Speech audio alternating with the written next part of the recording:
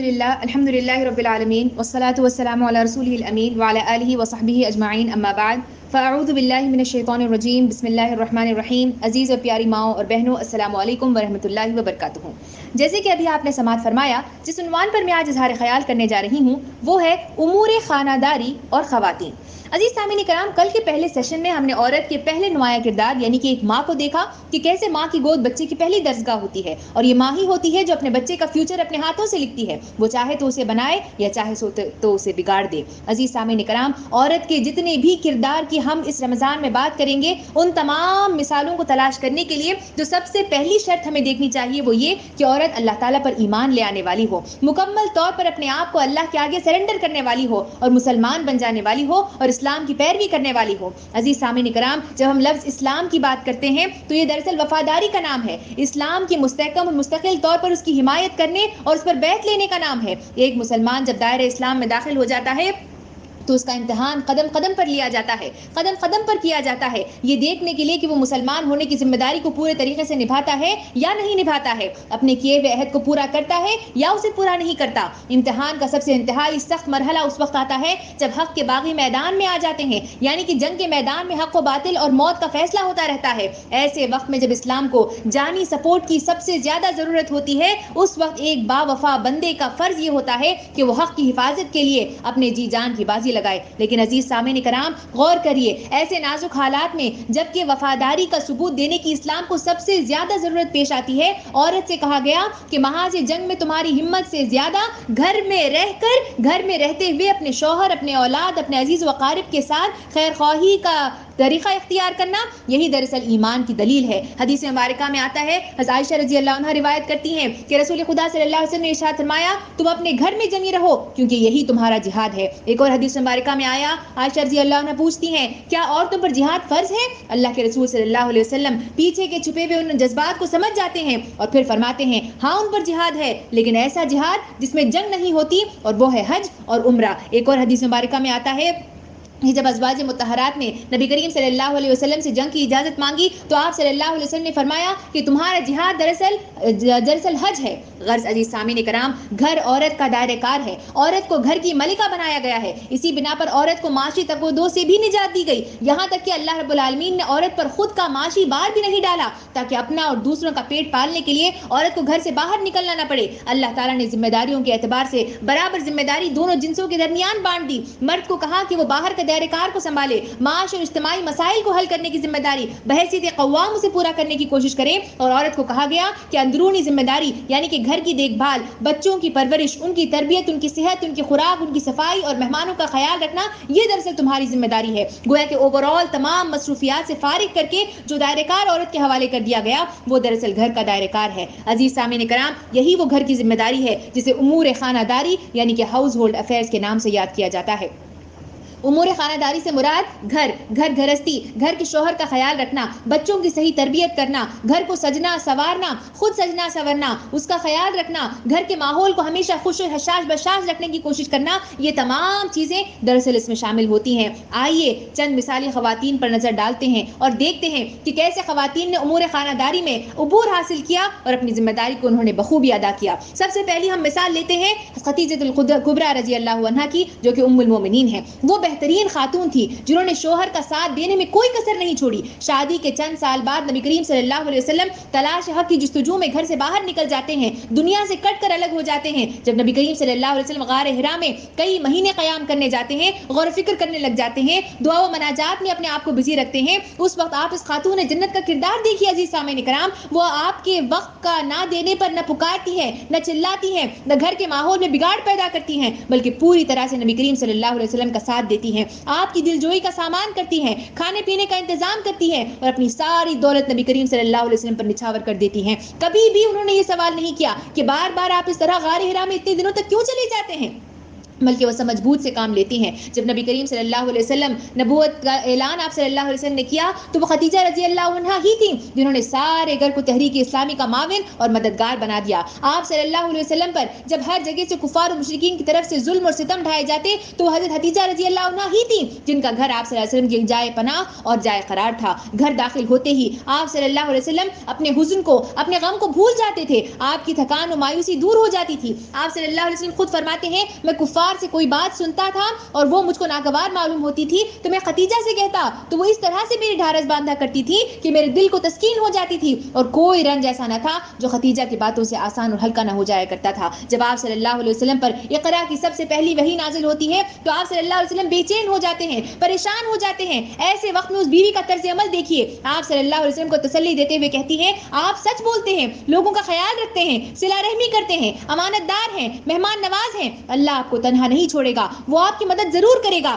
عزیز سامعین کرام غور کریے آج کل کی بیویوں کا کیا طرز عمل ہوتا ہے. شوہر داخل ہو اور شکایتوں کی بوچھاڑ شروع ہو جاتی ہے. اسی بات کی اہمیت کو واضح کرنے کے لیے ہم دیکھتے ہیں کہ ایک مرتبہ نبی کریم صلی اللہ علیہ وسلم بلال حبشی رضی اللہ عنہ کے گھر تشریف لے جاتے ہیں. ان کی زوجہ محترمہ کو سلام کرتے ہیں اور بلال رضی اللہ عنہ کے سلسلے میں پوچھتے ہیں. جب ہند خولانیہ رضی اللہ عنہا جو کہ بلال رضی اللہ عنہ کی بیوی تھی جواب دیتی ہیں تو ان کے جواب سے یوں محسوس ہوتا ہے کہ وہ بلال رضی اللہ عنہ سے ناراض ہیں. بات دراصل یہ تھی کہ بلال رضی اللہ عنہ خدمت نبوی کے خاطر گھر سے غائب رہتے تھے. وہ اپنی بیوی کے پاس اکثر جایا کرتے لیکن انہیں ان کی غیر حاضری کی وجہ سے جب دیر ہو جاتی تھی, تعویل ہو جاتی تھی, جس کی وجہ سے آزردگی کا سامنا کرنا پڑتا تھا اور وہ حضرت بلال رضی اللہ عنہ کے حیلے بہانے پر اسے محمول کرتی. یعنی کہ ان کا خیال یہ تھا کہ بلال رضی اللہ عنہ نے صرف بہلانے کے لیے کچھ اسی طریقے کی باتیں کرتے ہیں اور ان کے سامنے اس طرح کی جھوٹی باتیں پیش کرنے کی کوشش کرتے ہیں. آپ صلی اللہ علیہ وسلم یہ دیکھ کر ان سے نصیحت کرتے ہیں بلال رضی اللہ عنہ سے ناراض نہ رہا کریے. وہ جو کچھ آپ صلی اللہ علیہ وسلم کے بارے میں کہتے ہیں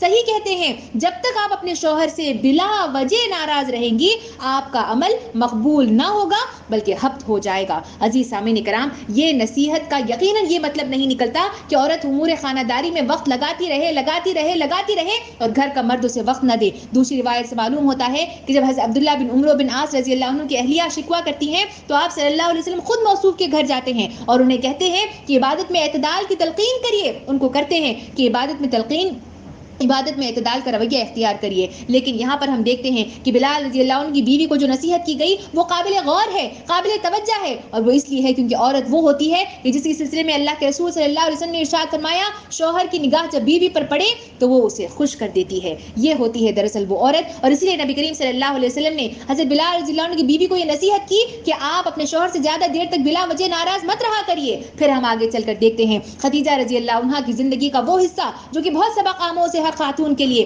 کہ انہوں نے گھر میں بچوں میں والد سے محبت اور پیار اس قدر ان کے دلوں میں ڈال دیا تھا کہ ایک مرتبہ مکہ میں جب حضور صلی اللہ علیہ وسلم کے اوپر سجدے کی حالت میں اونٹ کی اوجڑی لا کر ڈال دی جاتی ہے تو آپ کی بیٹی فاطمہ رضی اللہ عنہا تڑپتے ہوئے اپنے والد کے پاس پہنچتی ہیں, اوجڑی ہٹاتی ہیں وہاں سے اور کافروں سے مخاطب ہو کر کہتی ہیں ظالمو احکم الحاکمین تمہیں ان شرارتوں کی سزا ضرور دے گا. عزیز سامعین کرام غور کریے ایسی محبت جو بچوں کے دل میں وہی عورت ڈال سکتی ہے جو گھر کو اپنا گھر سمجھے اور بچوں کے سامنے اپنے شوہر کی شکایت کرنے کی بجائے گھر والوں سے محبت اور انسیت پیدا کرنے کی کوشش کرے. یہی وہ خاتون جنت ہے جس نے اپنے شوہر کو اس طرح سے راضی کر دیا اور اس مصداق میں انہوں نے جنت کو پا لیا جسے حدیث مبارکہ میں اس طرح سے بیان کیا گیا. ام سلمہ رضی اللہ عنہا روایت کرتی ہیں کہ رسول خدا صلی اللہ علیہ وسلم نے ارشاد فرمایا جو عورت مر جائے اور اس کا شوہر اس سے راضی ہو تو وہ عورت جنت میں داخل ہو جائے گی. سبحان اللہ. یہ تھی وہ حضرت خدیجہ رضی اللہ عنہا. دوسری مثال ہم دیکھتے ہیں مربی اعظم کی نور چشم علی رضی اللہ عنہ کی زینت حرم اور سرداران امت حسن حسین رضی اللہ عنہ کی مادر مشفق فاطمہ رضی اللہ عنہا کی ساری زندگی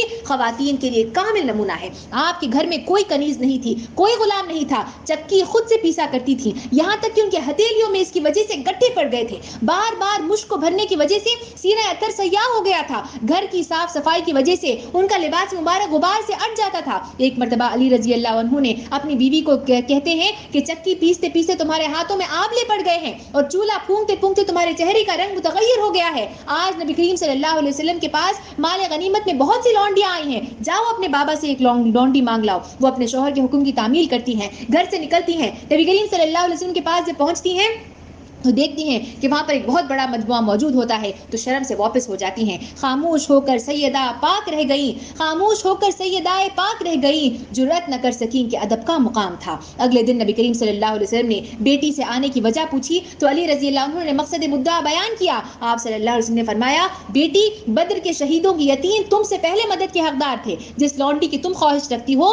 اس سے بہتر چیز میں تم کو عطا کرتا ہوں. ہر نماز کے بعد 33 مرتبہ سبحان اللہ، 33 مرتبہ الحمدللہ اور 34 مرتبہ اللہ اکبر پڑھا کرو. اس وقت عزیز سامعین کرام آپ اس بہترین خاتون کی مثال کو دیکھیے. وہ انتہائی اطمینان کے ساتھ، انتہائی صبر کے ساتھ، انتہائی رضامندی کے ساتھ راضی ہو جاتی ہیں اور گھریلو ذمہ داریوں سے پیچھا نہیں چھڑاتی بلکہ پھر سے ان کاموں میں مصروف ہو جاتی ہیں. روایت میں آتا ہے کہ ایک مرتبہ نبی صلی اللہ علیہ وسلم بازار بنو قینقاع سے واپسی پر فاطمہ رضی اللہ عنہا کے مکان پر رکتے ہیں اور حضرت حسن رضی اللہ عنہ کے بارے میں پوچھتے ہیں. اس وقت فاطمہ رضی اللہ عنہا گھر میں اندر اپنے بیٹے کو حسن رضی اللہ عنہ کو نہلا رہی ہوتی ہیں، دھلا رہی ہوتی ہیں، انہیں تیار کر رہی ہوتی ہیں. اس کے بعد جب وہ واپس آتے ہیں تو کچھ دیر بعد حسن رضی اللہ عنہ دوڑتے ہوئے اپنے نانا سے ملنے جاتے ہیں اور آپ صلی اللہ علیہ وسلم انہیں سینے سے لگا کر چمٹ جاتے ہیں اور ان سے محبت کا اظہار کرتے ہیں. گویا کہ فاطمہ رضی اللہ عنہا ہر دم گھریلو معاملات میں اس قدر مصروف رہتی اور اس بات کی انہیں کبھی کوئی شکایت نہیں تھی. عزیز سامعین کرام اتنا ہی نہیں بلکہ ان گھریلو ذمہ داریوں کے ساتھ ساتھ آپ رضی اللہ عنہا تہجد بھی ادا کرتی تھیں،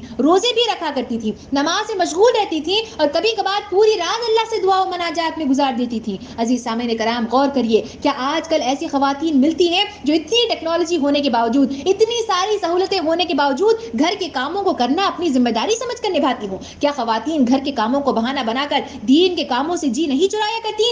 آپ رضی اللہ عنہا کا حال یہ تھا کہ فاقوں اور غریبی کی وجہ سے اونٹ کا لباس انہوں نے زیب تن کر رکھا تھا جس پر 13 پیوند لگے ہوئے تھے. بھوک کی شدت کی وجہ سے ان کی کمر جھک گئی تھی، چہرہ مبارک زرد پڑ گیا تھا. بھوک سے وہ نڈھال ہیں لیکن ایسے حالات میں بھی آپ دیکھیے انتہائی صبر کے ساتھ وہ کام لیتی ہیں اور تسلیم اور رضا کا پیکر بن کر زندگی گزارتی ہیں اور امور خانہ داری کی ہر ذمہ داری کو پورا کرتی ہیں. اسی لیے اللہ کے رسول صلی اللہ علیہ وسلم نے ارشاد فرمایا، 4 عورتوں کو دنیا کی تمام عورتوں پر فضیلت حاصل ہے. ایک ہے مریم بنت عمران علیہ السلام، دوسری آسیہ علیہ السلام زوجہ فرعون، تیسری فاطمہ بنت محمد صلی اللہ علیہ وسلم اور چوتھی ہے خدیجہ بنت خویلد رضی اللہ عنہا. عزیز سامعین کرام اگلی مثال ہم دیکھتے ہیں اسماء بنت ابو بکر رضی اللہ عنہا کی. آپ کے شوہر زبیر بن عوام رضی اللہ عنہ مفلس اور غریب تھے، نہ کوئی خادم ان کے پاس تھا اور نہ ہی مال و دولت کی فراوانی ان کے پاس تھی. جہاد کے لیے بھی ان کے پاس صرف اور صرف ایک گھوڑا موجود تھا. ایسے حالات میں تصور کیجئے ایک عورت یہ سوچتی ہے کہ گھر کس طرح سے چلائے. گھر میں سکون کی بجائے چڑچڑاپن، اریٹیٹڈ فیلنگ زیادہ محسوس ہوتے ہیں. لیکن ایسے حالات میں بھی اسماء رضی اللہ عنہا کردار آپ دیکھیے کہ کیسے انہوں نے مثالی رفیقہ حیات کا کردار ادا کیا.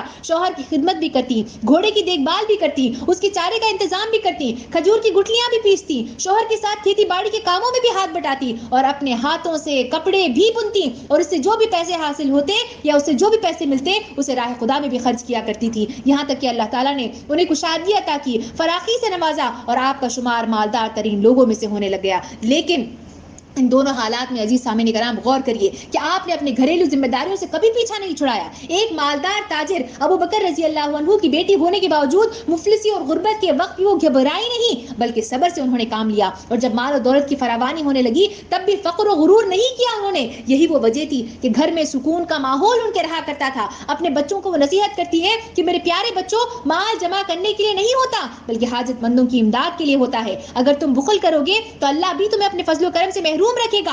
ہاں جو صدقہ کرو گے اور راہ خدا میں خرچ کرو گے تو وہ تمہارے کام آئے گا کہ اس کے ذخیرے کے ضائع ہونے کا کوئی اندیشہ نہیں. گھر کے ماحول میں کہیں زیادہ مال و دولت کی وجہ سے اور اس کی روانی کو دیکھ کر کہیں بچوں کے اندر کبر اور تکبر نہ پیدا ہو جائے، یہی وہ ڈر تھا کہ جس کی بنا پر گھر کے ماحول میں سادگی کو برقرار رکھنے کے لیے وہ اپنے بچوں کو اس طریقے کی نصیحت کرتی ہیں. پھر آگے ہم وہ مثال دیکھتے ہیں جو کہ قابل غور ہے. جسے آپ صلی اللہ علیہ وسلم کو جب ہجرت کرنے کا حکم دیا گیا تو اللہ تعالیٰ کی طرف سے تو آپ صلی اللہ علیہ وسلم اپنے جگری دوست حضرت ابو بکر صدیق رضی اللہ عنہ کے پاس پہنچتے ہیں اور انہیں حضور صلی اللہ علیہ وسلم کی شرف صحبت حاصل ہونے کی خبر سناتے ہیں. اس وقت آپ رضی اللہ عنہ کی وہ گھر والیاں ہی تھی جنہوں نے بھرپور ساتھ دیا تھا. حضرت عائشہ رضی اللہ عنہا اور ام رمان رضی اللہ عنہا زاد راہ اور زاد سفر تیار کرنے میں جٹ جاتی ہیں. ناشتہ باندھنے کے لیے جب سامان نہیں ملتا تو حضرت اسماء رضی اللہ عنہا اپنے کمر پر بندھا ہوا جو کپڑا تھا جسے نطاق کہا جاتا ہے اسے پھاڑ کر آدھا کر دیتی ہیں، آدھا اپنے کمر کو باندھ دیتی ہیں اور آدھے سے ناستہ دان باندھ دیتی ہیں۔ اسی بنا پر آپ صلی اللہ علیہ وسلم نے انہیں ذات النطاقین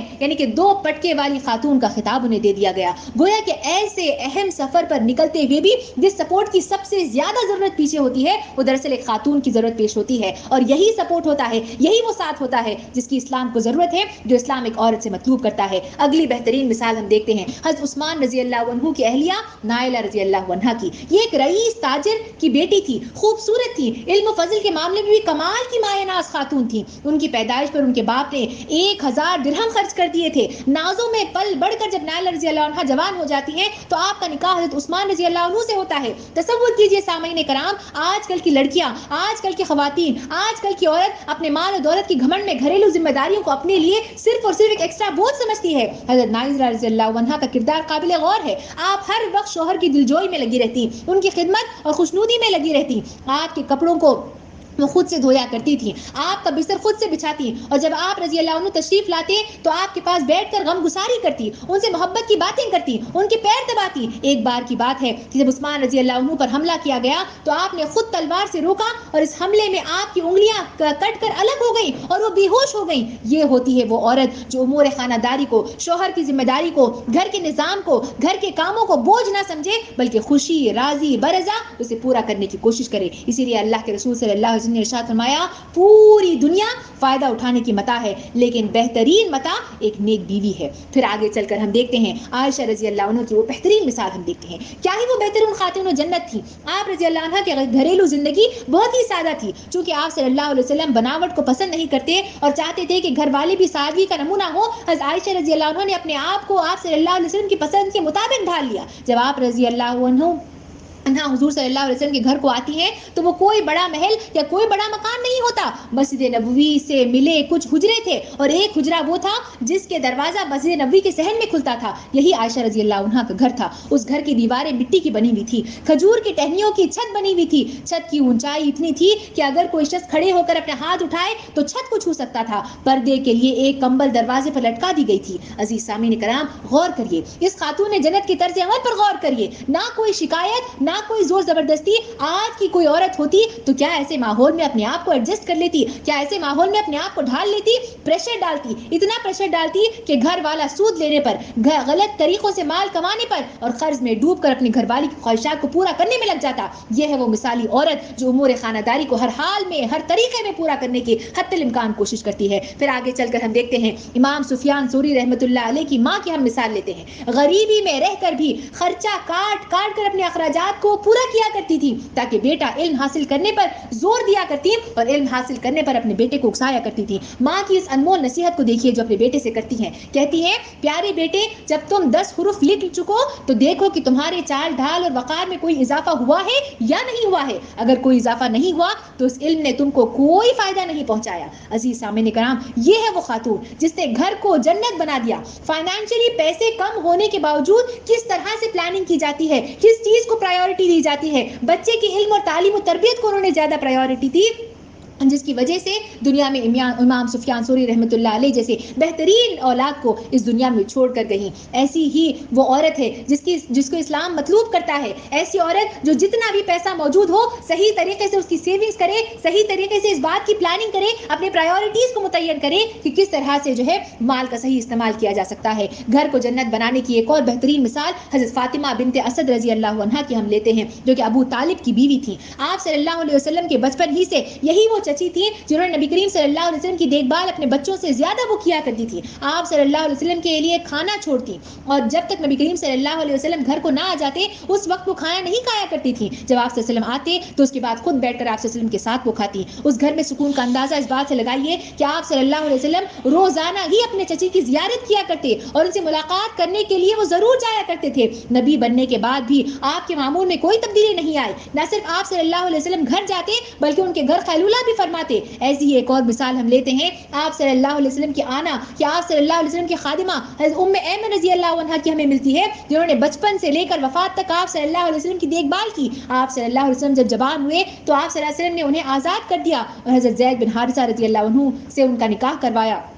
اور پھر جب وہ الگ گھر میں رہنے لگی اپنے شوہر کے ساتھ تو آپ صلی اللہ علیہ وسلم پورے مکی اور مدنی دور میں ان کے پاس برابر روزانہ جایا کرتے تھے. وہاں پر وہ جا کر بیٹھتے, ان کی مزاج پرسی کرتے, ان کی استراحت کرتے, یعنی وہاں پر آرام فرماتے, کھانا کھاتے اور ان سے اچھی اچھی باتیں کیا کرتے تھے. بسا اوقات ان سے مذاق یعنی کہ ہنسی مذاق بھی فرمایا کرتے تھے. عزیز سامعین کرام, یہ ہوتی ہے عورت جو گھر میں رہ کر گھر کو جنت نما بنا دیتی ہے. مہمان گھر پر آئیں تو گھر کے کام بھی کرتی ہے, خوشی سے ان کا استقبال بھی کرتی ہے, مسکراتے ہوئے ان سے بات چیت بھی کرتی ہیں, بچوں کا خیال بھی رکھتی ہیں, ان کی تربیت کے لیے بھی وقت نکالتی ہیں. غور کرنے کی بات یہ ہے کہ لوگ اس وقت گھر میں رہنا پسند کرتے ہیں جب گھر میں انہیں سکون اور اطمینان میسر ہو. آپ صلی اللہ علیہ وسلم کا ان صحابیات کے گھر کو جانا اور آرام کرنا اس بات کی دلیل ہے کہ وہاں انہیں سکون میسر تھا. سوال یہ ہے کہ گھر پہنچتے ہی کیا آج کل کے بچوں کو, کیا آج کل کے رشتہ داروں کو, کیا آج کل کے گھر کے مہمانوں کو, کیا آج کل کے گھر کے مردوں کو وہ ماحول میسر آتا ہے؟ کہیں چلانا ہے, کہیں غصہ ہے, کہیں گالیاں دینا ہے. کیا ایسے گھروں کو حقیقت میں جنت نما گھر کہا جا سکتا ہے؟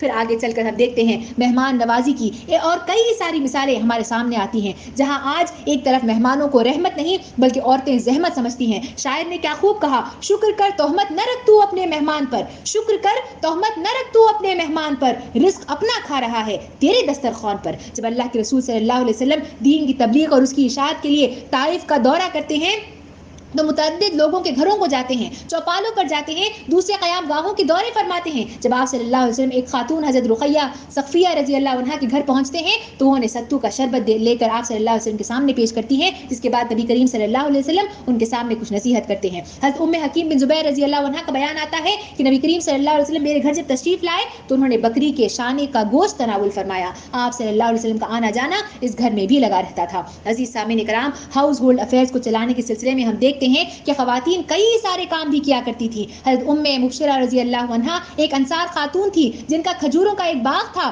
اور تذکرہ آتا ہے کہ آپ صلی اللہ علیہ وسلم بھی ان کے اس باغ کو جایا کرتے تھے. عہد نبوی کے دوران حضرت سہل سعدی رضی اللہ عنہ ایک عورت کا ذکر کرتے ہیں جو خود اپنے کھیت کے نالیوں میں جا کر چقندر یعنی کہ جو بیٹ روٹ ہوتا ہے اسے بویا کرتی تھی. جمعہ کے دن چقندر کو زمین سے اکھاڑتی ہیں, ان کو ایک پتیلی میں ڈالتی ہیں اور ان پر ایک مٹھی جو یعنی کہ جو اوٹس ہوتے ہیں اسے پیس کر ڈال دیا کرتی تھی. اس طرح چقندر کی جڑیں اور گوشت کے ایک شوربے میں انہیں دم دیا کرتی تھی, اور یہ کھانا اس قدر مزیدار ہوا کرتا تھا کہ صحابہ کرام جمعہ کے دن کا انتظار کرتے, اس عورت کے پاس جاتے, سلام کرتے, لذیذ کھانا کھاتے, یہاں تک کہ صحابہ خیلولہ بھی نماز کے بعد ہی کیا کرتے تھے. گویا کہ خاتون خود ہی گھر ہی سے کام کیا کرتی تھی, خود ہی گارڈننگ بھی کرتی تھی اور گھر کی ذمہ داریوں کو بھی بخوبی نبھایا کرتی تھی. ایک اور جگہ معلوم ہوتا ہے کہ حضرت حرم بنت ملحان انصاری رضی اللہ عنہا ایک مشہور انصار صحابیہ تھی. وہ قباء میں رہا کرتی تھی. رسول اکرم صلی اللہ علیہ وسلم ہر ہفتے قباء جاتے تو ان کے یہاں ضرور جایا کرتے تھے, بلکہ دوپہر کے وقت اسی صحابیہ کے گھر جو ہے اپنا وقت گزارا کرتے تھے.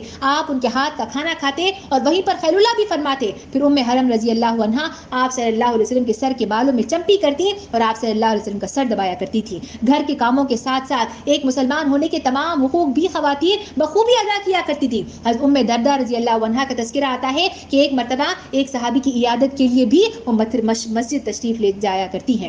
اتنا ہی نہیں بلکہ ہمیں کئی ساری ایسے عقل مند اور دانش خواتین کا تذکرہ بھی ملتا ہے جو گھر کے کاموں کے ساتھ ساتھ علم کے معاملے میں بھی بہت آگے ہوا کرتی تھی. حضرت شفا بنت عبداللہ قریشی رضی اللہ عنہا ایک صحابیہ تھی جو خواتین میں عاقل و فاضلہ سمجھی جاتی تھی. رسول اکرم صلی اللہ علیہ وسلم کو ان کے گھر جانا بہت زیادہ پسند تھا. ان کے فہم و حکمت کی وجہ سے وہ خود امہات المومنین حضرت حفصہ رضی اللہ عنہا سے کہتے کہ تم جاؤ اور ان کے پاس سے وہ علم سیکھو جو ان کے پاس موجود ہے. گویا کہ خواتین علم کے معاملے میں بھی کبھی پیچھے نہیں رہی, آگے سے آگے جتنا آگے بڑھ سکتی ہیں اتنا آگے خواتین رہا کرتی تھیں اور اتنا آگے چل کر وہ علم حاصل کیا کرتی تھی. ایک اور مثال ہم عائشہ رضی اللہ عنہا کی دیکھتی ہیں کہ آپ صلی اللہ علیہ وسلم کے گزر جانے کے بعد بھی صحابہ کرام خود عائشہ رضی اللہ عنہا کے پاس آیا کرتے تھے اور دین کا علم سیکھا کرتے تھے, جس سے معلوم ہوتا ہے کہ خاتون اگر چاہے تو امور خانہ داری کی ذمہ داری کو بھی بخوبی نبھا سکتی ہے اور ساتھ ہی ساتھ دوسرے کاموں کو بھی بخوبی نبھا سکتی ہے. پھر ہم دیکھتے ہیں وہ مثال ہمارے سامنے موجود ہے کہ نبی کریم صلی اللہ علیہ وسلم صحابہ کرام کے درمیان بیٹھے ہوئے ہیں اور پوچھتے ہیں کہ ایک سائل ہے کہ جس نے کئی دنوں سے کھانا نہیں کھایا, کیا تم میں سے کوئی ہے جو اس کو کھانا دے سکتا ہے؟ اس میں سے ایک صحابی اٹھتے ہیں ابو طلحہ رضی اللہ عنہ اور کہتے ہیں کہ میں یہ کام کرنے کے لیے تیار ہوں. جب وہ جاتے ہیں گھر میں اور پوچھتے ہیں طلحہ رضی اللہ عنہ سے کہ بتائیے گھر میں کچھ موجود ہے, تو وہ کہتی ہیں کہ گھر میں جو ہے کچھ موجود نہیں ہے سوائے چند ایک چیزوں کے جو بچوں کے لیے موجود ہے, اس کے علاوہ ہمارے پاس کھانے کے لیے بھی کچھ موجود نہیں نہیں ہے تو وہ کہتے ہیں کہ بچوں کو کسی طرح سے بہلا پھسلا کر سلا دو اسے، اور اس کے بعد پھر گھر میں جو مہمان ہیں ان کے سامنے کھانے کو پیش کر دیا جائے. اس کے بعد ان کا طرز عمل یہاں پر آپ دیکھیے ام طلحہ رضی اللہ عنہا کا کہ وہاں پر وہ کتنی سپورٹو ہوتی ہیں. امور خانہ داری کے سلسلے میں سب سے اہم چیز ہوتی ہے گھر کے سپورٹ بننا اور گھر میں وہ ماحول پیدا کرنے کی کوشش کرنا. وہ بہترین ماحول گھر میں پیدا کرتی ہیں اور اس کے بعد مہمان جب گھر میں آتا ہے تو ایک کینڈل جو ہوتا ہے اس کی بتی بجھا دی جاتی ہے. اس کے بعد پلیٹس کو جو ہے مہمان کے سامنے رکھ دیا جاتا ہے، وہ بھی ان کے ساتھ بیٹھتے ہیں اور اس طرح سے جو ہے پلیٹ کو مار مار کر جو ہے وہ کھاتے ہیں تاکہ اس طرح سے مہمان کو لگے کہ وہ بھی کھا رہے ہیں، لیکن سارے کا سارا کھانا جو ہے وہ مہمان تناول فرما دیتا ہے اور انہیں کوئی شکایت نہیں ہوتی. نہ ام طلحہ کوئی شکایت کرتی ہے اور نہ ہی ابو طلحہ رضی اللہ عنہ کو شکایت کرتے ہیں. عزیز سامعین کرام، یہ تمام واقعات، یہ تمام باتیں ہمیں یہ بتلاتے ہیں کہ خواتین کا اولین فرض ان کے گھروں کی ذمہ داری ہے. آج خواتین اپنے آپ کو گھریلو بلانے سے شرم محسوس کرتی ہیں. اگر اپنے آپ کے لیے لفظ ہاؤس وائف کا استعمال کرنا پڑے تو کہتے کہتے ان کی زبان رک جاتی ہے، دل میں عجیب سی شرم محسوس ہوتی ہے اور اپنے آپ کو ایجوکیٹڈ اور جاب سے ریلیٹڈ بنانے پر ہی اپنے آپ پر زیادہ فخر محسوس کرتی ہیں. عزیز ماؤں اور پیاری بہنوں، امور خانہ داری ایک فن ہے جو ڈگریز پڑھنے سے حاصل نہیں ہوتا. بظاہر کوئی لڑکی فیشن ڈیزائننگ میں ڈگری حاصل کر سکتی ہے، نیوٹریشنسٹ بن سکتی ہے، انٹیریئر ڈیزائننگ کا ڈگری حاصل کر سکتی ہے اور اس سے اپنی زندگی کے چند سال لگا سکتی ہے اس کے لیے، لیکن امور خانہ داری کا فن اللہ تعالیٰ نے ہر عورت کے اندر لازم و ملزوم طور پر رکھا ہے. عورت کو محبت کا پیکر بنایا گیا ہے. اس کی فطرت کو صحیح وقت پر صحیح طریقے سے اجاگر کرنے کی کوشش کرنا، یہ دراصل آج کی امت کے خواتین کی ضرورت ہے. امور خانہ داری کو نبھانا، گھر میں موجود شوہر کے حقوق کو ادا کرنا،